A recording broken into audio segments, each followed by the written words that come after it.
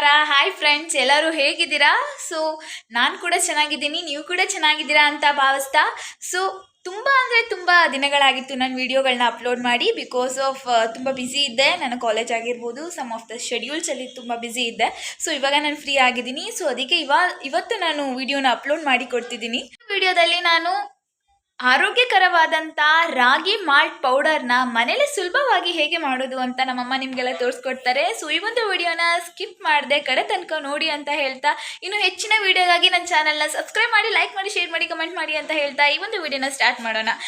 Before starting the video ನಾನು ನಿಮಗೆ ಒಂದು ಇನ್ಫಾರ್ಮೇಷನ್ನ ಕೊಡಬೇಕಿತ್ತು. ಅದೇನು ಅಂತಂದರೆ 3 ವರ್ಷದ ಒಳಗಿನ ಮಕ್ಕಳಿಗೆ ಈ ಒಂದು ರಾಗಿ ಮಾಲ್ಟ್, ಅಂದರೆ ಇವಾಗ ನಾವೇನು ಪ್ರಿಪೇರ್ ಮಾಡಿ ನಿಮಗೆ ವಿಡಿಯೋದಲ್ಲಿ ತೋರಿಸ್ತೀವಲ್ಲ, ಆ ಒಂದು ರಾಗಿ ಮಾಲ್ಟ್ನ ಕೊಡೋದಕ್ಕೆ ಹೋಗಬೇಡಿ. ಬಿಕಾಸ್ ಏನಕ್ಕೆ ಅಂದರೆ ಅವ್ರಿಗೆ ಡೈಜೆಷನ್ ಪವರ್ ಸ್ವಲ್ಪ ಕಡಿಮೆ ಇರೋದ್ರಿಂದ ಅವರಿಗೆ ಬೇಗ ಜೀರ್ಣಕ್ರಿಯೆ ಆಗೋದಿಲ್ಲ.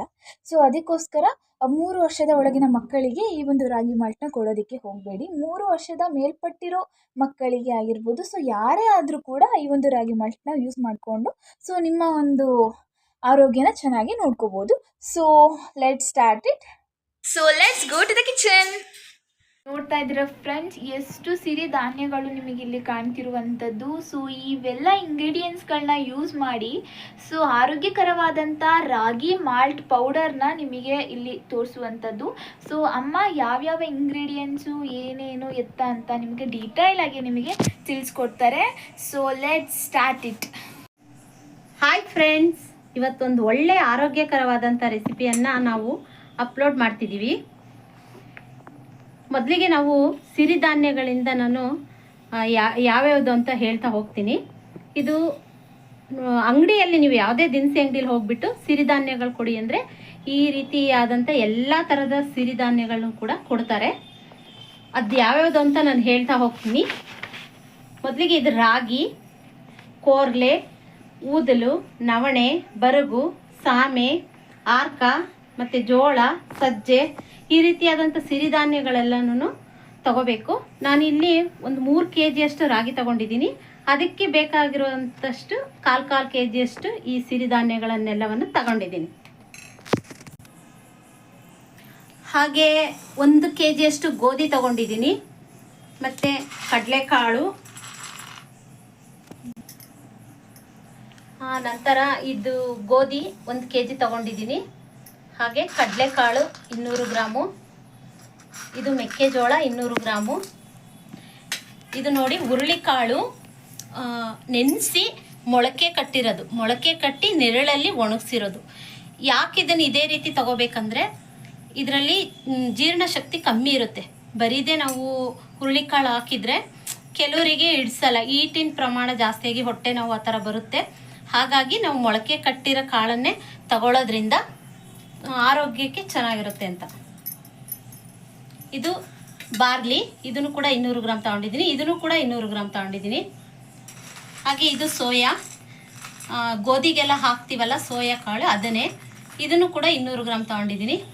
ಹಾಗೆ ಇದು ಅವರೆಕಾಳು, ಅದನ್ನು ಕೂಡ 200 ಗ್ರಾಮ್ ತಗೊಂಡಿದ್ದೀನಿ. ಕಡಲೆ ಬೀಜ, ಅದನ್ನು ಕೂಡ 200 ಗ್ರಾಮ್ ತಗೊಂಡಿದ್ದೀನಿ. ಇದು ಅಲಸಂದೆ ಕಾಳು, ಅದನ್ನು ಕೂಡ 200 ಗ್ರಾಮ್ ತಗೊಂಡಿದ್ದೀನಿ. ಸ್ಟಾರ್ಟ್ ಮಾಡಲಾ? ಹಾಗೆ ಇದು ಉದ್ದಿನ ಕಾಳು, ಅಂಗಡಿಲೆಲ್ಲ ಸಿಗುತ್ತೆ, ಬಟ್ ನಿಮ್ಗೆ ಸಿಕ್ಕಿಲ್ಲ ಅಂದರೆ ಉದ್ದಿನ ಬೇಳೆನೇ ಹಾಕೋಬೋದು. ಇದನ್ನು ಕೂಡ 200 ಗ್ರಾಮ್ ತಗೊಂಡಿದ್ದೀನಿ. ಇಲ್ಲಿ ಬೇಳೆ ನಾನು ನೋಡ್ಬೋದು, ಇಲ್ಲಿ ತೊಗರಿ ಬೇಳೆ ತಗೊಂಡಿದ್ದೀನಿ. ಮತ್ತು ಮೊಸರು ದಾಲ್, 2 ಥರದ ಬೇಳೆ ಇದ್ದಿದ್ದರಿಂದ 2 100 ಗ್ರಾಮ್ ತಗೊಂಡಿದ್ದೀನಿ. ನಿಮ್ಮ ಮನೆಯಲ್ಲಿ ಇಲ್ಲ ಅಂದರೆ ನೀವು ತೊಗರಿ ಬೇಳೆನೇ 200 ಗ್ರಾಮ್ ಹಾಕೋಬೋದು, ತೊಂದರೆ ಇಲ್ಲ. ಅನಂತರ ಇದು ಬಟಾಣಿನೂ ಕೂಡ 200 ಗ್ರಾಮ್ ಹಾಕಿದ್ದೀನಿ. ಹಾಗೆ ಹೆಸರು ಕಾಳಲ್ಲೂ ಅಷ್ಟೇ, ನಾನು ಈ ಥರ ನಮ್ಮ ಮನೆಯಲ್ಲಿ ಮಡಕೆ ಹೆಸರು ಕಾಳು ಮತ್ತು ಮಾಮೂಲಿ ಹೆಸರು ಕಾಳು 2 ಇರೋದ್ರಿಂದ ಇದು 100 ಗ್ರಾಮ್, ಇದು 100 ಗ್ರಾಮ್ ತೊಗೊಂಡಿದ್ದೀನಿ. ನೀವು ಒಂದೇ ಥರದ್ದು ಬೇಕಾದರೆ ಹಾಕ್ಕೋಬೋದು. ಆಮೇಲೆ ಇದು ಡಬಲ್ ಬೀನ್ಸ್ ಅಂತ, ಆರೋಗ್ಯಕ್ಕೆ ತುಂಬ ಒಳ್ಳೆಯದು, ಹೆಲ್ತಿ ಫುಡ್ ಇದು. ಹಾಗಾಗಿ ಇದನ್ನು ಕೂಡ 200 ಗ್ರಾಮ್ ಹಾಕಿದ್ದೀನಿ. ಇಲ್ಲಿ ಅಕ್ಕಿ ತಗೊಂಡಿದ್ದೀನಿ. ನಾರ್ಮಲ್ ಅಕ್ಕಿನೂ ಕೂಡ ಯೂಸ್ ಮಾಡ್ಬೋದು, ಬಟ್ ನಮ್ಮ ಮನೇಲಿ ಕೆಂಪು ಅಕ್ಕಿ ಇರೋದ್ರಿಂದ ಈ ಕೆಂಪು ಅಕ್ಕಿಯನ್ನು ತಗೊಂಡಿದ್ದೀನಿ. ಇದು 1 kg ತಗೊಂಡಿದ್ದೀನಿ. ಇದು ಬಂದ್ಬಿಟ್ಟು ಅಜ್ವಾನ, ಅಂದರೆ ನಿಮ್ಮ ಕಡೆ ಮಂಡ್ಯ ಸೈಡೆಲ್ಲ ವಾದಕ್ಕಿ ಅಂತ ಕರೀತಾರೆ, ಇಲ್ಲಿ ಉತ್ತರ ಕರ್ನಾಟಕ ಕಡೆ ಅಜ್ವಾನ ಅಂತ ಕರೀತಾರೆ. ಇದನ್ನು ಕೂಡ 50 ಗ್ರಾಮ್ ತೊಗೊಂಡಿದ್ದೀನಿ.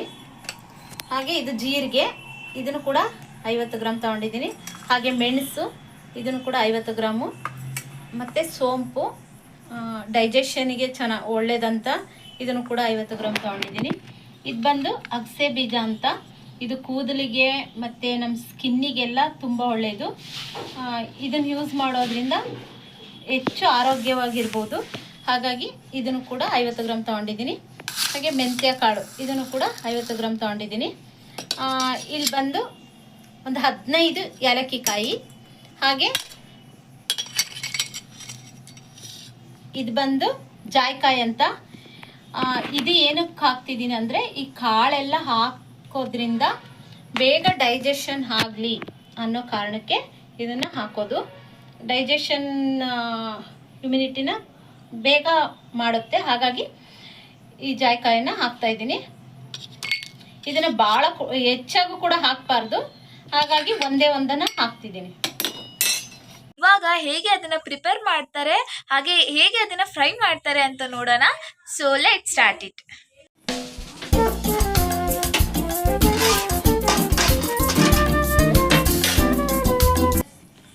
ಇವಾಗ ಎಲ್ಲನೂ ಒಂದೊಂದೇನೆ ಹುರ್ಕೊಂತ ಹೋಗೋಣ.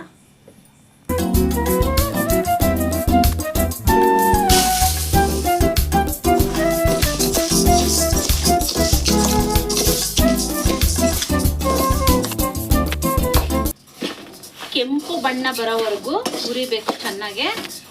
ಲೋ ಫ್ಲೇಮಲ್ಲಿ ಏನು ಇಡೋದು ಬೇಡ, ಮಾಮೂಲಿ ಹೈ ಸ್ಲಿಮ್ಮಲ್ಲಿ ಇಟ್ಕೊಂಡು ಹುರ್ಕೋಬೇಕು. ಆಗಬೇಕು ಸ್ವಲ್ಪ. ಆವಾಗ ನಾವೆಷ್ಟು ದಿನ ಇಟ್ಟರು ಹಿಟ್ಟು ಘಮ ಘಮ ಅಂತ ಸ್ಮೆಲ್ ಬರುತ್ತೆ. ಇಲ್ಲಾಂದರೆ ಹಸಿ ಹಸಿ ವಾಸನೆ ಬರುತ್ತೆ ಗಂಜಿ. ಹಾಗಾಗಿ ಚೆನ್ನಾಗಿ ಕೆಂಪಾಗೋವರೆಗೂ ಹುರ್ಕೊಂಡ್ರೆ ಚೆನ್ನಾಗಿರುತ್ತೆ. ಎಲ್ಲದೂ ಅಷ್ಟೇ, ಒಂದು ಸ್ವಲ್ಪ ಕೆಂಪು ಬಣ್ಣ ತಿರುಗೋವರೆಗೂ ನಿಧಾನಕ್ಕೆ ಹುರ್ಕೋಬೇಕು. ಕೈ ಆಡಿಸ್ತಾನೆ ಇರಬೇಕು. ಬಿಟ್ವಿ ಅಂದರೆ ಮತ್ತೆ ಸೀದೋಗುತ್ತೆ. ಹಾಗಾಗಿ ಕೈ ಆಡಿಸ್ತಾನೆ ಹುರ್ಕೋಬೇಕು. ಇಷ್ಟು ಕೆಂಪಾದರೆ ಸಾಕು. ಇವಾಗ ಇದನ್ನು ತೆಗೆದು ಪಕ್ಕದ ಪಾತ್ರೆಗೆ ಹಾಕೊಳ್ಳೋಣ.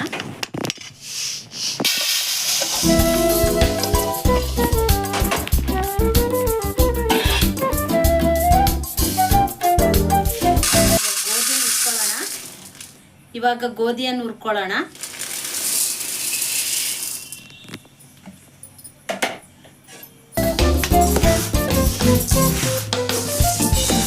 ಕಾಣಿಸ್ತಾ ಇರ್ಬೋದು, ಒಂದು ರೀತಿ ಹೌಲ್ ಆದಂಗೆ ಆಗುತ್ತದು, ಚೆನ್ನಾಗಿ ಒಡ್ಕೊಳ್ಳೋ ಥರ. ಹಾಗಾದಾಗ ಇದಾಗಿದೆ ಅಂತ ಅರ್ಥ. ನಿಮಗೆ ಗೊತ್ತಾಗುತ್ತೆ. ಈ ರೀತಿ ಈಗ ಹದ ಬಂದಿದೆ. ಇಡ್ಸೋಣ.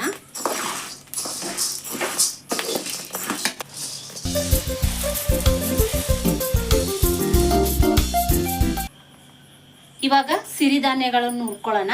ಸಿರಿಧಾನ್ಯಗಳು ಹುರ್ಕೊಳ್ಬೇಕಾದ್ರೆ ಸ್ವಲ್ಪ ಸಿಮ್ನ ಲೋ ಫ್ಲೇಮು ಬೇಡ, ಹೈ ಫ್ಲೇಮು ಬೇಡ, ಮೀಡಿಯಮ್ ಫ್ಲೇಮಲ್ಲಿ ಇಟ್ಕೊಂಡು ಹುರ್ಕೋಬೇಕು. ಯಾಕಂದರೆ ಇದು ಬೇಗ ಸೀದೋಗ್ಬಿಡುತ್ತೆ. ಅದಕ್ಕೆ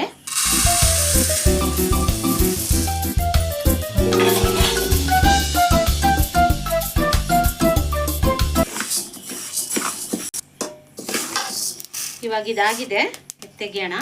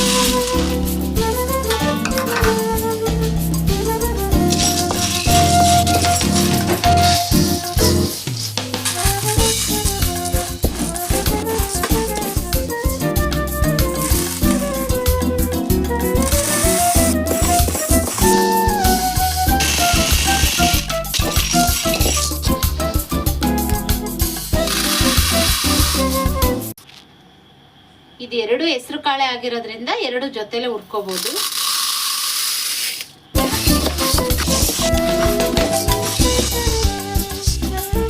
ಇದು ಎರಡು ಬೇಳೆನೇ ಇರೋದ್ರಿಂದ ಒಂದಕ್ಕೆ ಹಾಕ್ಕೊಂತಿದ್ದೀನಿ.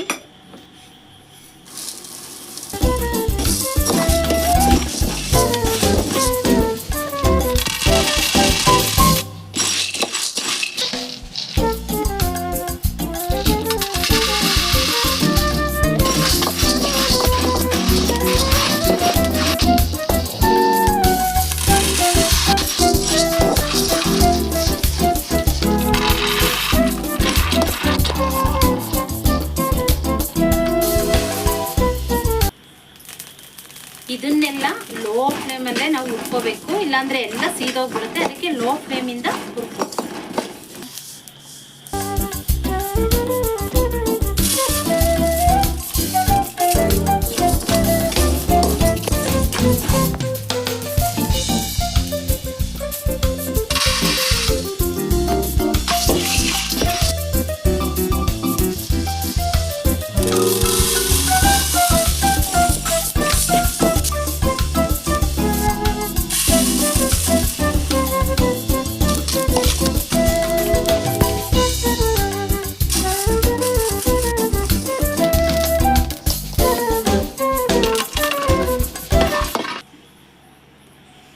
ಇದನ್ನ ಹಾಕಿದ್ಮೇಲೆ ಏಲಕ್ಕಿ ಜಾಯ್ಕಾಯಿ ಹಾಕಿದ್ಮೇಲೆ ಸ್ಟವ್ ಆಫ್ ಮಾಡಿಬಿಡಿ. ಅದೇ ಬಾಣಲಿ ಹೇಗೂ ಕಾಯ್ದಿರುತ್ತಲ್ಲ ಅದಕ್ಕೇನೆ ಅದು ಬಿಸಿ ಆಗುತ್ತೆ, ಸಾಕಾಗಿ. ಅದು ಬಿಸಿ ಆದಮೇಲೆ ಸ್ವಲ್ಪ ಹೊತ್ತು ಆದಮೇಲೆ ತೆಗೆದುಬಿಟ್ಟು ಸ್ವಲ್ಪ ಕುಟ್ಬಿಟ್ಟು ಇದರೊಳಗೆ ಮಿಕ್ಸ್ ಮಾಡಿದರೆ ಆಯಿತು. ಏಲಕ್ಕಿ ಕಾಯಿ ಜಾಯ್ಕಾಯಿ ಎರಡು ಸ್ವಲ್ಪ ಹೊತ್ತು ಆರಲಿ. ಏಲಕ್ಕಿ ಕಾಯಿ ಮತ್ತು ಜಾಯ್ಕಾಯಿ ಇವಾಗ ಬಾಣಲಿಗೆ ಹಾಕಿದ್ದೀನಿ, ಸ್ವಲ್ಪ ಆರಲಿ. ಅದು ಆರಿದ್ಮೇಲೆ ಕುಟ್ಬಿಟ್ಟು ಇದಕ್ಕೆ ಮಿಕ್ಸ್ ಮಾಡೋಣಂತೆ. ಅಲ್ಲಿವರೆಗೂ ನಾನು ಕಡಿಮೆ ಪ್ರಮಾಣದಲ್ಲಿ ಹೇಗೆ ಇದನ್ನು ಮಾಡ್ಕೋಬೇಕು, ಎಷ್ಟೆಷ್ಟು ಹಾಕೋಬೇಕು ಅನ್ನೋದನ್ನು ಹೇಳ್ತೀನಿ. ನಾನಿವಾಗ ಮಾಡ್ಕೊಂಡಿರೋದು ಒಂದು 6 or 7 ಮಂತ್ಸಿಗೆ ಆಗುವಷ್ಟು. ಯಾಕಂದರೆ ನಾವು ಮನೆಯಲ್ಲಿ 5 ಜನ ಇದ್ದೀವಿ. ಬೆಳಗಿನ ಟೈಮಲ್ಲಿ ನಾವೆಲ್ಲರೂ ಕೂಡ ಗಂಜಿ ಕುಡಿತೀವಿ. ಹಾಗಾಗಿ ಎಲ್ಲ ಇದರಲ್ಲಿ ಕಾಳುಗಳು ಮತ್ತು ಸಿರಿಧಾನ್ಯಗಳು ನಾನು ಏನೇನು ಕ್ವಾಂಟಿಟಿ ಎಲ್ಲ ಇಂಗ್ರೀಡಿಯೆಂಟ್ಸ್ ತೋರಿಸಿದ್ದೀನಿ, ಅದೆಲ್ಲನ ಹಾಕಿ ಮಾಡಿರೋದ್ರಿಂದ ಬೆಳಗಿನ ಒಂದು ಬ್ರೇಕ್ಫಾಸ್ಟ್ಗಿನ್ನ ಮುಂಚೆ ಒಂದೊಂದು ಲೋಟ ಕುಡಿಯೋದ್ರಿಂದ ಬ್ರೇಕ್ಫಾಸ್ಟ್ ಸ್ವಲ್ಪ ತಿನ್ಬೋದು, ಹಾಗೆ ಹೆಲ್ದಿಯಾಗೂ ಇರ್ಬೋದು. ಹಾಗೆ ನಮಗೆ ಬ್ರೇಕ್ಫಾಸ್ಟ್ ಜಾಸ್ತಿ ಬೇಕನ್ಸಲ್ಲ, ಇದೇನೇ ಹೊಟ್ಟೆ ತುಂಬದಾಗೆ ಇರುತ್ತೆ. ಹಾಗೆ ನಮಗೆ ಇದರಿಂದ ತುಂಬ ಶಕ್ತಿ ಕೂಡ ಬರುತ್ತೆ. ಹಾಗಾಗಿ ನಾನು ಇದನ್ನು ಇಷ್ಟು ಕ್ವಾಂಟಿಟಿಲಿ ಮಾಡ್ಕೊಂಡಿದ್ದೀನಿ. ನಿಮಗೆ ಇದರಲ್ಲಿ ಕಡಿಮೆ ಕ್ವಾಂಟಿಟಿ ಬೇಕು, ನಾವು ಕಮ್ಮಿ ಜನ ಇದ್ದೀವಿ, ನಮಗೆ 1 ಮಂತ್ ಅಥವಾ 2 ಮಂತ್ಸಿಗೆ ಆದರೆ ಸಾಕಪ್ಪ ಅನ್ನೋರು 1 kg ರಾಗಿಲು ಕೂಡ ಮಾಡ್ಕೋಬೋದು, ಅರ್ಧ kg ರಾಗಿಲು ಕೂಡ ಮಾಡ್ಕೋಬೋದು. ನಿಮಗೆ ನಿಮ್ಮ ಮನೆಯಲ್ಲಿ ಎಷ್ಟು ಜನ ಇದ್ದಾರೆ ಅಷ್ಟು ಜನ ಅಳತೆ ತಗೊಂಡು ಮಾಡ್ಬೋದು. ಬಟ್ 1 kg ನೀವು ರಾಗಿಯನ್ನು ಬಳಸ್ತೀರಾ ಅನ್ನೋದಾದರೆ ಏನಿಲ್ಲ, ಎಲ್ಲ ಕಾಳುಗಳನ್ನು ಕೂಡ ಒಂದು ದೊಡ್ಡ ಸ್ಪೂನಲ್ಲಿ 2 ಸ್ಪೂನ್ ಕಾಳು ಹಾಕ್ಕೊಳ್ರಿ. ಕಾಳುಗಳೆಲ್ಲನೂ ಏನು ನಾನು ತೋರಿಸಿದ್ದೀನಲ್ಲ ಇಂಗ್ರೀಡಿಯೆಂಟ್ಸು ಅದೆಲ್ಲ 2 ಸ್ಪೂನ್ ಹಾಕ್ಕೊಳ್ರಿ. ಸಿರಿಧಾನ್ಯ ಮಾತ್ರ ಒಂದು 100 ಅಥವಾ 100 ಗ್ರಾಮ್ ಅಷ್ಟು ಹಾಕ್ಕೊಳ್ರಿ. 100 ಗ್ರಾಮ್ ಹಾಕ್ಕೊಂಡ್ರೆ ಸಾಕು. 100 ಗ್ರಾಮ್ ಹಾಕ್ಕೊಳ್ಳಿ. ಹಾಗೆ ಇನ್ನು ಮಿಕ್ಕಿದ ಕಾಳುಗಳೆಲ್ಲನೂ 2 ಸ್ಪೂನು, ಈ ತಿಂಡಿ ತಿನ್ನೋ ಸ್ಪೂನ್ ದೊಡ್ಡ ಸ್ಪೂನ್ ಇರುತ್ತಲ್ಲ ಅದರಲ್ಲಿ 2 ಸ್ಪೂನ್ ಹಾಕ್ಕೊಳ್ಳಿ. ಮೆಣಸು ಜೀರಿಗೆ ಎಲ್ಲ ಕ್ವಾಂಟಿಟಿನೂ ಕೂಡ 2 ಸ್ಪೂನ್ನ ಹಾಕ್ಕೊಂಡ್ರೆ ಸಾಕಾಗುತ್ತೆ. ಹಾಗೆ ನಾನು ಇನ್ನೊಂದು ಹೇಳಲೇಬೇಕು, ಇದು ಮುಖ್ಯವಾದದ್ದು. ಇದು ದಯವಿಟ್ಟು ಯಾರು 3 ವರ್ಷದ ಮಕ್ಕಳಿಗೆ, 3 ವರ್ಷದ ಒಳಗಿನ ಮಕ್ಕಳಿಗೆ ಈ ಒಂದು ರಾಗಿ ಮಾಲ್ಟ್ನ ಕೊಡಬೇಡಿ. ಯಾಕಂದರೆ ಇದರಲ್ಲಿ ಕಾಳಿಂದು ಏನಂದರೆ ಅವರಿಗೆ ಜೀರ್ಣಿಸ್ಕೊಳ್ಳದೆ ಇರುವಷ್ಟು ಕ್ವಾಂಟಿಟಿ ಇದರಲ್ಲಿ ಇರೋದ್ರಿಂದ ಮಕ್ಕಳಿಗೆ ಜೀರ್ಣಕ್ರಿಯೆ ತುಂಬ ಕಡಿಮೆ ಇರೋದ್ರಿಂದ ಇದನ್ನು ಸಣ್ಣ ಮಕ್ಕಳಿಗೆ ಕೊಡಬಾರ್ದು. 3 ವರ್ಷ ಮೇಲ್ಪಟ್ಟ ಮಕ್ಕಳುಗಳು ಅವು ಜೀರ್ಣಕ್ರಿಯೆ ಜಾಸ್ತಿ ಇರುತ್ತೆ, ಓಡಾಡ್ತಾರೆ, ಎಲ್ಲ ಮಾಡ್ತಾರಲ್ಲ, ಹಾಗಾಗಿ ಇದನ್ನು ತಗೊಂಡ್ರೆ ಏನು ಪ್ರಾಬ್ಲಮ್ ಆಗಲ್ಲ. ಆದರೆ 1 ಟೈಮ್ ಕೊಡಿ, ದಿನಕ್ಕೆ ಸ್ವಲ್ಪ ಪ್ರಮಾಣದಲ್ಲಿ, ಜಾಸ್ತಿ ಕೊಡೋಕೆ ಹೋಗಬೇಡಿ. ದೊಡ್ಡವರು ತಗೊಂಡ್ರೆ ಏನು ತೊಂದರೆ ಇಲ್ಲ. ಬಟ್ ನಿಮಗೆ 3 ವರ್ಷದ ಮಕ್ಕಳಿಗೆ, ಒಳಗಿರೋ ಮಕ್ಕಳಿಗೆ ಈ ರೀತಿ ಒಂದು ಮಾಡಬೇಕನ್ನೋದಾದರೆ ನಮಗೆ ಒಂದು ಕಮೆಂಟ್ ಹಾಕ್ರಿ, ಖಂಡಿತ ಅದನ್ನು ಕೂಡ ನಾನು ತೋರಿಸ್ತೀನಿ. ಅದನ್ನು 6 ತಿಂಗಳು ಮಕ್ಕಳಿಂದ 3 ವರ್ಷದ ಮಕ್ಕಳವರೆಗೂ ನೀವು ಕೊಡ್ಬೋದು.